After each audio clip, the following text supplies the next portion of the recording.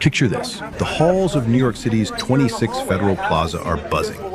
It's supposed to be just another immigration court hearing until everything changes in seconds. New York City Comptroller Brad Lander, a familiar face in the city's political scene and a leading mayoral candidate, is handcuffed and detained by ICE officers. And yes, it all happens in full view of the public, right in the heart of Manhattan. So what really went down? Let me walk you through the chaos, the controversy, and what this could mean for the future of New York's leadership.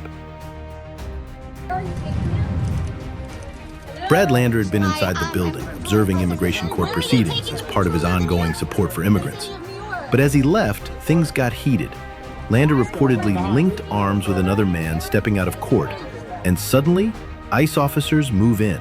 The scene turns tense and messy, with Lander demanding to see a judicial warrant for his arrest. ICE claims he assaulted and impeded a federal officer. Lander's team is quick to counter, highlighting that the details are still murky and developing. But one thing is clear, this wasn't just a quiet arrest. This was a flashpoint, an elected official known for his vocal opposition to aggressive immigration enforcement being dragged away in front of a crowd. Within hours, Lander's wife, Meg Barnette, steps up. She organizes a press conference outside Federal Plaza denouncing ICE and calling the detention a violation of the rule of law. She's not alone.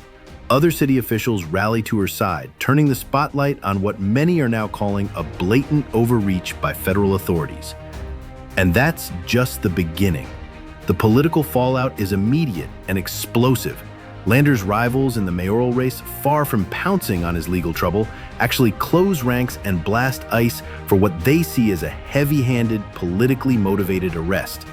In their eyes, this is intimidation, an attempt to silence critics of federal immigration policy right as New Yorkers are heading to the polls. Remember, Brad Lander isn't new to this fight. He's made a name for himself by showing up in courtrooms, standing alongside immigrants as they face down a tough system. His arrest doesn't just highlight his activist streak, it puts it front and center in his campaign for mayor. And the timing? You can't make this up. It's early voting season, and suddenly a leading candidate is in handcuffs for standing up for immigrant rights. For a city that prides itself on diversity and justice, this is a powerful moment.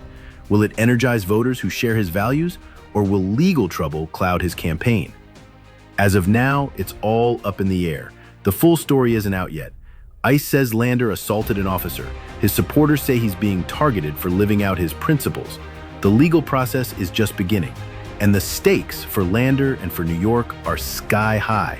This incident has become a rallying cry for those who want to see a different approach to immigration in New York City. It's also a warning about the risks elected officials face when they take bold stands. So, what happens next?